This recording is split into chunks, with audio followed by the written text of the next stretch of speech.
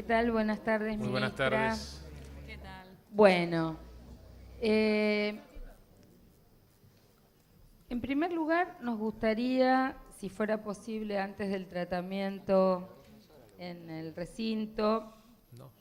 si usted nos pudiera indicar programa por programa en relación al presupuesto del año anterior, las metas, los indicadores, las metas cumplidas. Nosotros venimos abogando durante estos 4 años para tener un presupuesto donde los programas efectivamente nos permitan dimensionar lo que estamos gastando, lo que estamos invirtiendo y en este caso muchos de los programas remiten a la descripción de acciones.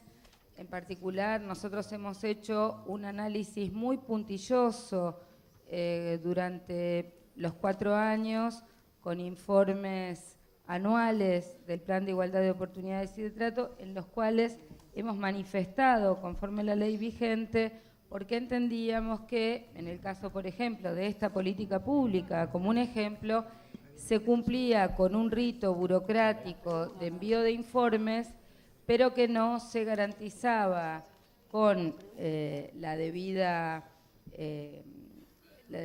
probidad científica y de alguna manera política, los datos sobre las metas y el cumplimiento de los objetivos, y que eso no nos permitía evaluar en realidad en rigor lo que es el presupuesto que se está invirtiendo.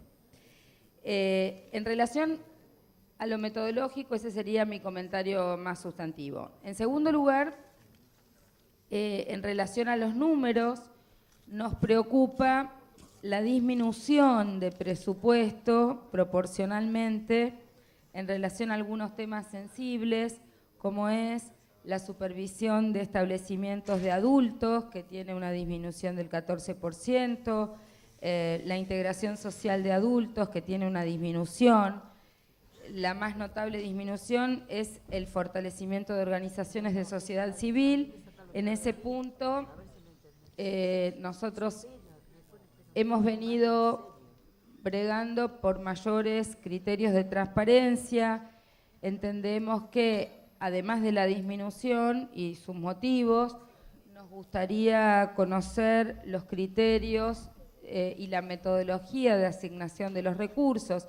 Esto lo venimos señalando tanto en este área como en el área de educación, en las transferencias, en el caso de educación, a las escuelas privadas, pero aquí también nos interesa que haya transparencia, que haya acceso a la información para que las organizaciones puedan, en todo caso, concursar o presentarse, que haya presentación de proyectos y que haya una evaluación del cumplimiento de los objetivos en esas transferencias, que no sean transferencias solo para acompañar el trabajo que hacen las organizaciones sociales, sino que sean transferencias por proyectos, por objetivos, por metas, y eso no está claro en absoluto y menos que menos, digamos, los criterios. También nos preocupa la disminución en las áreas de atención a la niñez y adolescencia vulnerables y, por supuesto, la disminución en la asistencia a las víctimas de violencia, sobre todo habida cuenta de la cantidad de casos que hay que están siendo absorbidos por la Oficina de Violencia de la Corte, que de alguna manera viene a remediar la poca presencia, o tiene más presencia la Oficina de la Corte y recepta mayor cantidad de casos estadísticamente que los que antes tenían los servicios de atención a las víctimas de violencia.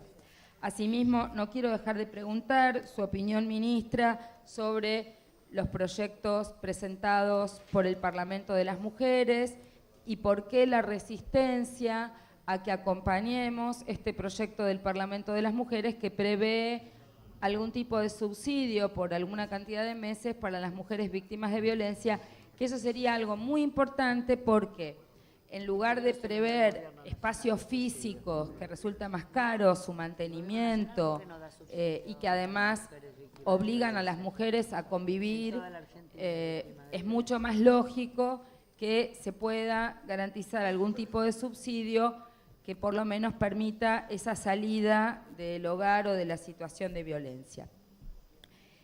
Más allá de los números, en relación a los temas puntuales, no quiero dejar pasar la oportunidad para hacer 2 o 3 comentarios sobre algunos casos particulares. Nos preocupa fundamentalmente en relación al hogar Rawson.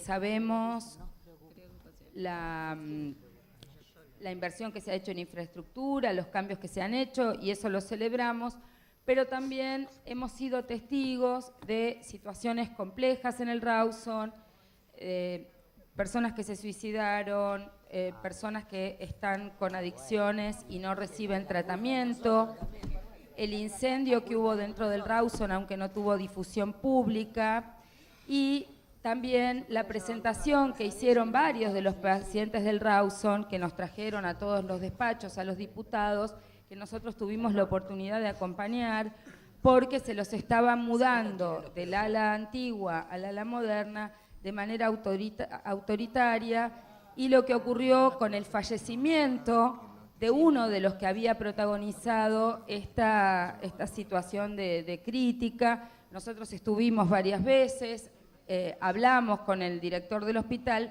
pero realmente creemos que hay situaciones que ameritarían algún tipo de diálogo con las personas que están internadas, porque han sido objeto de situaciones de maltrato, o son personas muy mayores a las cuales, por ejemplo, los obligaban a quemar o dejar sus pertenencias, las que estaban en el ala vieja, para mudarlos al ala nueva, o no se les respetaba de alguna manera su mínimo espacio de privacidad y se los obligaba a una convivencia compartida, multitudinaria. Entonces, creo que había posibilidades y hay posibilidades de mediar. Esto sobre todo se daba con los varones y no tanto con las mujeres, que se habían adaptado mucho mejor a esa transición. En el otro punto que me parece importante compartir con usted es nuestra preocupación por las personas en situación de calle, y fundamentalmente 2 cuestiones. Yo creo que su área en algún punto es víctima de las decisiones que toman otras áreas. Hay áreas, fundamentalmente el área de desarrollo urbano de la ciudad, con su política rentística inmobiliaria, es un área expulsiva de los habitantes más humildes de determinados barrios y zonas de la ciudad. Eso está generando desalojos compulsivos. Nos preocupa fundamentalmente la escasa presencia que tenemos en las situaciones de desalojo como gobierno de la ciudad, combinado esto con la falta de democratización de la justicia y la justicia civil. Las preguntas, diputada, las preguntas, por favor. Voy a formularlas. Quédese tranquila que las voy a formular. Más que nada quiero expresar esta preocupación. Todavía no hizo una. Agradezco los aplausos, pero déjenlos Silencio, para el por favor. final. Agradezco los Silencio, aplausos, pero déjenlos para el final. Por eso entiendo que es muy importante que, independientemente de este debate presupuestario, no estamos dando respuesta a las personas en situación de calle. No se trata simplemente de que pasen el personal del VAP, que además no podemos dejar de mencionar que está en condiciones de precarización y está absolutamente desbordado, sino, y no se trata de que pasen cuando hay una ola de frío o cuando el termómetro marca por debajo de tanto se da comida, y cuando no da por debajo de tanto no se da comida, sino que me parece que es grave que no se pueda interactuar con las personas en situación de calle viendo en cada uno de los casos su especificidad. Nosotros todavía no sabemos dónde está Pechito, no sabemos si lo enterraron o no lo enterraron, y la verdad que es de muy mal gusto que se rían de una persona en situación de calle que falleció, y donde hay todavía, es también de muy mal gusto que se rían, cuando estamos con toda seriedad y sin ningún tipo de cuestión menor planteando. Hay una persona que se murió Hay una persona que se murió y que se la llevaron en condiciones en las cuales no estaba conforme con ser llevada al hospital Rawson, al hogar Rawson, donde no tenemos... Nosotros queremos saber si él firmó una autorización para ir al hogar Rawson, si lo enterraron o no lo enterraron, y por qué cuando el señor Medrano comprometió que iba a venir a dar explicaciones, la asistente social que se lo había llevado del VAP, a la semana siguiente no volvió nadie, y en la investigación interna, que no me cabe duda que la ministra, en orden a su honor y su probidad, debe haber iniciado, lo mismo que la ministra de Salud, queremos saber las actuaciones administrativas, qué responsabilidades arrojan de lo que sucedió en relación a la desaparición durante 48 horas de esta persona. Sobre todo nos gustaría saber si está enterrado o no, o si sigue en la morgue, porque lamentablemente el personal, tanto de su área como del Ministerio de Salud, dejó de dar todo tipo de información. Y por otro lado, no es un tema menor, pero creo, y lo volvemos a repetir porque van varios años que lo decimos, hay personas en situación de calle con perros, hay personas en situación de calle con familia. El sistema no es rígido, no está pensando en las personas como personas. Nosotros conocemos experiencias de otros países donde personas en situación de calle pueden estar en un tráiler, pueden darles alternativas que sean más amigables con el pasaje de la vida de una persona en situación de calle a volver a estar con algún grado de protección o de reparo. Y por otro lado, y retomo el tema inicial, más allá de los desalojos, nos preocupa la situación de los incendios en La Boca. No lo quiero dejar de mencionar. Sé, ministra, que esto no es su responsabilidad, sino que usted Reunión de presupuesto. resapta... Pregunta de presupuesto? Sí, el presupuesto tiene que ver con que no se invirtió el dinero que había en otra área de este gobierno para reelectrificar y hacer los tendidos eléctricos en los conventillos. Entonces, no solamente el área esta tiene que atender a las personas en situación de calle después de que hay incendios, sino que además se muere gente. Estoy preguntando por qué cuando hay situaciones de incendio les ofrecen a las personas un subsidio para que se vayan del lugar, en lugar de acompañarlos con los baños, con las carpas y para que vuelvan a reconstruir las viviendas que han sido destruidas.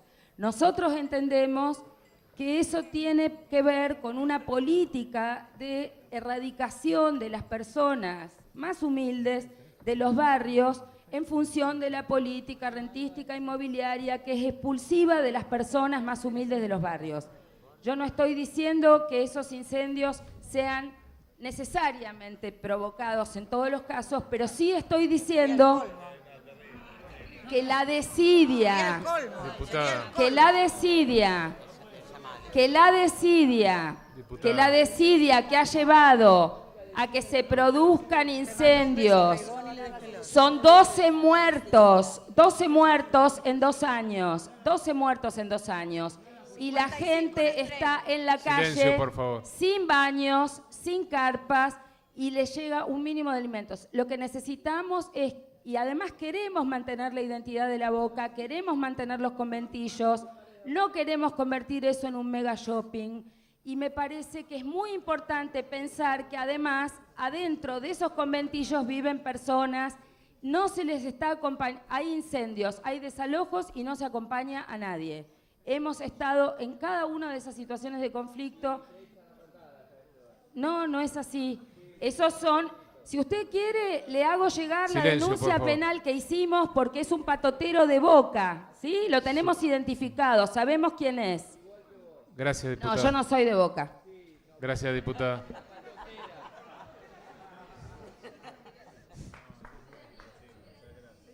Va a tratar la ministra, ahora silencio por favor, va a tratar la ministra de transformar esa preocupación en preguntas y contestar algo. Espero que haya tomado nota de las preguntas, porque también hubo preguntas, si no las reitero, señor Frigerio.